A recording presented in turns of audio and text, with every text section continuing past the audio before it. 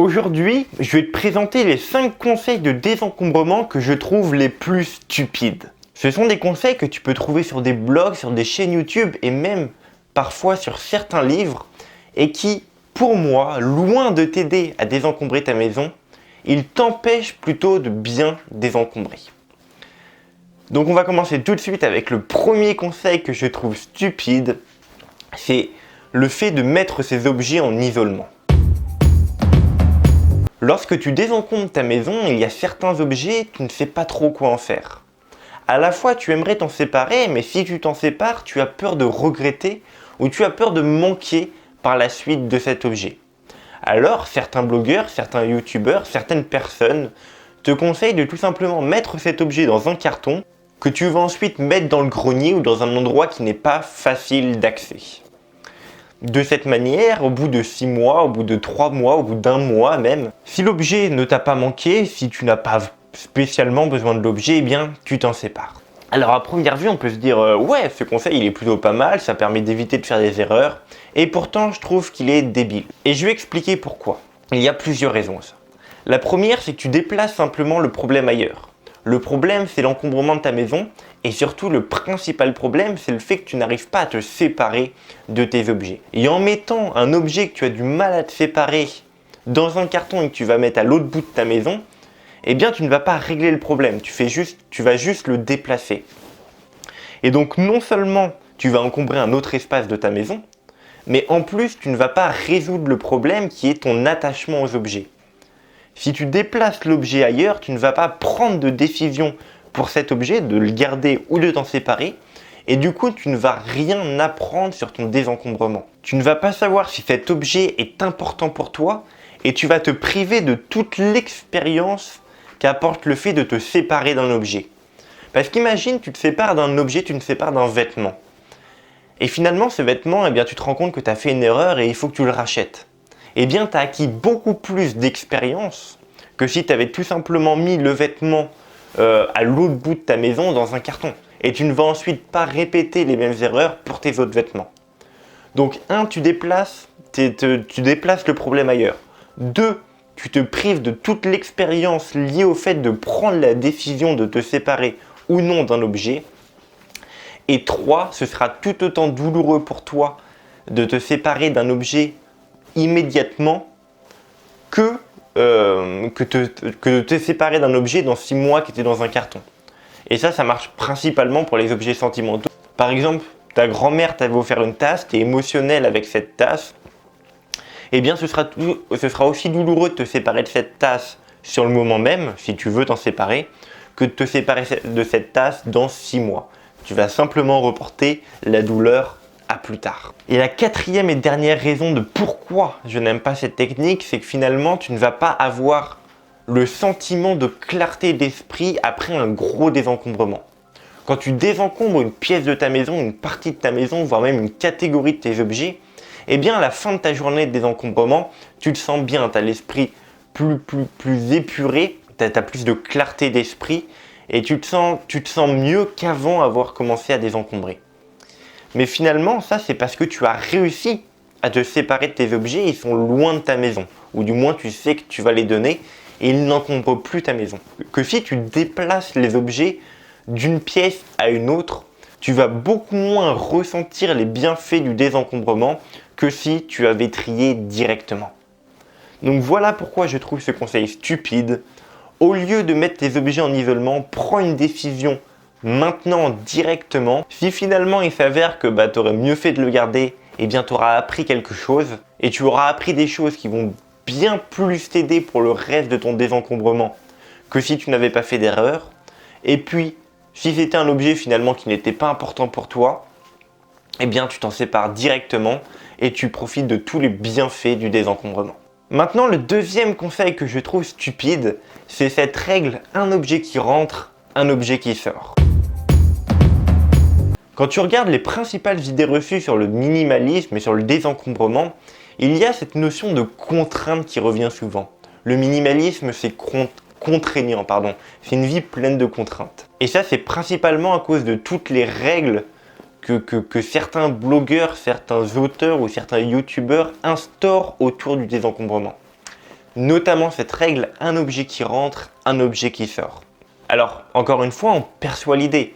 Ça évite d'encombrer inutilement ta maison d'objets dont tu n'as pas forcément besoin. Par exemple, tu as 5 pantalons, si tu en achètes un, tu dois t'en séparer un. De cette manière, tu n'encombres pas ta garde-robe. Mais de mon point de vue, cette règle, elle est stupide car elle est contraignante. Si chaque fois que tu veux acheter quelque chose, tu dois réfléchir à ce que tu veux te séparer dans ta maison, tu vas tout simplement t'ajouter des contraintes supplémentaires au niveau de ton désencombrement. Alors déjà que c'est pas simple de réussir à désencombrer sa maison, alors si en plus tu t'obliges à respecter un certain nombre d'objets et tu t'obliges à te séparer d'objets que tu aimerais garder tout simplement par ne pas encombrer trop, eh bien tu vas tout simplement abandonner. Je crois que j'ai dit beaucoup tout simplement. Tu vas tout simplement abandonner parce que tu vas avoir trop de contraintes sur toi-même. Alors attention, cette règle peut tout de même servir pour certains objets. On va prendre un exemple extrême, mais par exemple si tu achètes une nouvelle voiture, eh bien tu vas te séparer de l'ancienne. Ou alors si tu as un robot multifonction pour faire la cuisine, eh bien en achetant un nouveau qui est plus équipé ou du moins qui est mieux que le précédent, eh bien tu vas te séparer du précédent. Donc cette règle n'est pas à proscrire absolument, mais elle est à bannir pour tous les objets du quotidien. Par exemple, si tu achètes un stylo, tu ne vas pas te le séparer d'un autre stylo. Si tu achètes un vêtement, tu ne vas pas forcément te séparer d'un vêtement identique. Si tu achètes un objet de déco, tu ne vas pas virer un objet de déco chez toi. Enfin bref, n'applique pas trop souvent cette règle et ne te prends pas la tête avec cette règle. Le désencombrement, le but, ce n'est pas d'atteindre un certain nombre d'objets. Le but, c'est d'avoir plus de liberté, plus de clarté d'esprit pour réaliser ce qui est vraiment important pour toi. Maintenant, le troisième conseil que l'on peut voir sur certains articles ou certaines vidéos YouTube sur le minimalisme, c'est de commencer le désencombrement de sa maison par l'endroit le plus difficile. Alors ce conseil, il vante quelque chose de beau. Tu commences par l'endroit le plus difficile de ta maison. De cette manière, les autres endroits de ta maison te paraîtront simples, te paraîtront faciles. Mais il y a un problème avec ce conseil. Je vais te prendre une métaphore. Imagine que tu es un personnage de jeu vidéo. Par exemple, tu es Mario. Eh bien Mario, il combat boss après boss pour arriver au boss final. Parce qu'il a acquis de l'expérience pour pouvoir combattre ce boss final. Maintenant, imagine tu es débutant dans Mario et on te dit d'affronter directement le boss final. Eh bien, tu vas avoir beaucoup plus de mal parce que tu n'as pas l'expérience nécessaire. Alors forcément, les autres boss à côté te paraîtront simples, mais il faut déjà que tu arrives à combattre le plus gros boss. Alors Mario, je m'y connais pas bien, mais pour d'autres jeux, c'est la même chose. Tu prends un jeu où tu évolues, tu peux aller jusqu'au niveau 100, et bien quand tu commences tes niveaux 1, tu vas pas affronter un boss de niveau 100, tout simplement parce que tu vas pas réussir à affronter ce boss de niveau 100. Alors oui, forcément, si tu arrives à affronter le boss de niveau 100, les autres boss te paraîtront simples. Mais tu ne vas tout simplement pas réussir à vaincre ce boss de niveau 100. Donc, c'est la même chose pour ton désencombrement. C'est bien beau de vouloir commencer par l'endroit le plus dur de ta maison avec les objets les plus émotionnels. De cette manière, après, le reste de tes objets te paraîtra simple à désencombrer. Mais tu ne vas tout simplement pas réussir à te séparer de l'endroit le plus difficile de ta maison. À moins d'être aidé par quelqu'un, à moins d'être aidé par un professionnel du désencombrement, du minimalisme, mais tout seul tu risques de galérer si tu commences par désencombrer l'endroit le plus difficile de ta maison. Donc morale de l'histoire, commence par un endroit qui est simple pour toi à désencombrer, un endroit où tu verras les résultats de tes actions et un endroit avec lequel tu n'es pas trop émotionnel. Le quatrième conseil que je trouve stupide, c'est d'y aller petit pas par petit pas. Alors la méthode des petits pas, qui s'appelle la méthode Kaizen, marche pour bon nombre de choses.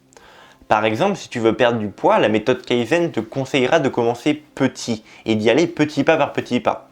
Par exemple, marcher 1 minute chaque jour en regardant ta télévision par exemple. Et pour le désencombrement, un peu fonctionner. Tu peux commencer petit, mais à ce moment-là, il faut que tu augmentes à chaque fois le nombre d'objets dont tu vas te séparer ou le nombre de pièces, le nombre de tiroirs que tu vas désencombrer. Mais le problème avec les personnes qui conseillent d'y aller petit par petit, c'est que pour toutes les maisons qui sont vraiment encombrées, eh bien si tu y vas trop lentement, si tu désencombres trop lentement, tu ne vas tout simplement pas arriver à désencombrer ta maison. Ça se trouve, tu vas davantage encombrer, tu vas davantage acheter de nouveaux objets que tu vas réussir à en sortir.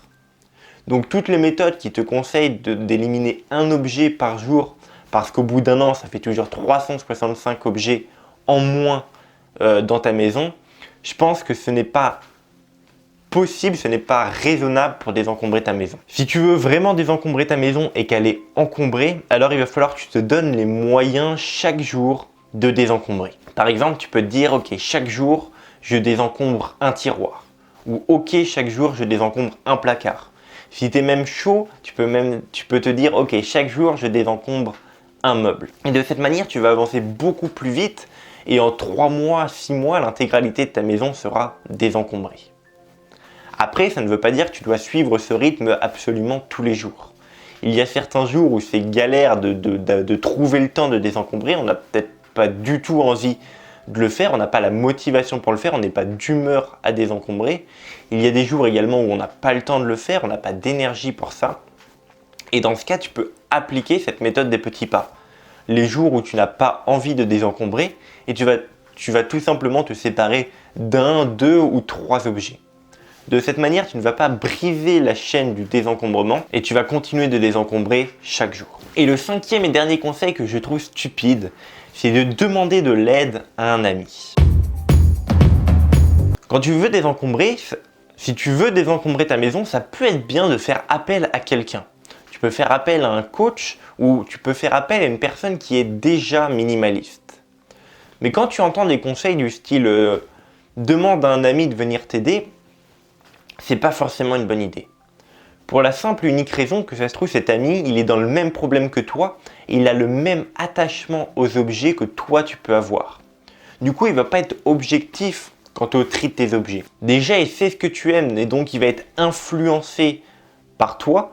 Mais en plus, étant donné qu'il a le même lien émotionnel avec ces objets, eh bien, il va te dire de garder juste au cas où. Ou il va te dire de garder parce que c'est un objet émotionnel. Et donc, méfie-toi de ce conseil. Demander à un ami, ça peut être bien si cette personne a déjà désencombré sa maison et si cette personne pense déjà comme une personne minimaliste pense. Si vraiment tu as besoin d'aide dans ton désencombrement et que tu n'as pas de personne dans ton entourage qui pense comme une personne minimaliste pense, qui n'a pas encore désencombré sa maison, eh bien tu peux tout simplement faire appel à des coachs en désencombrement. Alors forcément, c'est payant, mais au moins tu vas avoir des résultats bien plus rapide que si tu avances tout seul. Voilà les 5 conseils les plus stupides à mon sens que tu peux voir sur internet pour désencombrer ta maison.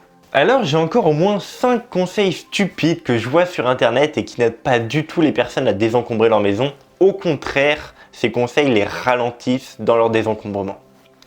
Si tu veux les connaître, eh bien écoute, je pourrais faire une partie 2. Donc si ça t'intéresse, n'hésite pas à me le dire en commentaire si tu veux voir cette deuxième partie. Si tu veux désencombrer ta maison, cette fois-ci avec des vrais conseils qui marchent, qui fonctionnent et qui peuvent t'aider à désencombrer facilement et rapidement, j'envoie un email par jour du lundi au samedi pour t'aider à devenir minimaliste et donc pour t'aider à désencombrer ta maison. Tu peux t'inscrire avec le premier lien dans la description et en cadeau tu recevras la méthodologie, une formation 100% gratuite de 44 minutes qui te donne la méthodologie complète en 9,5 étapes pour désencombrer ta maison. C'est gratuit, c'est le premier lien dans la description et si tu veux désencombrer ta maison, franchement, ça va t'aider. Si tu veux une partie 2, dis-le moi dans les commentaires et moi je te dis à dans une prochaine vidéo.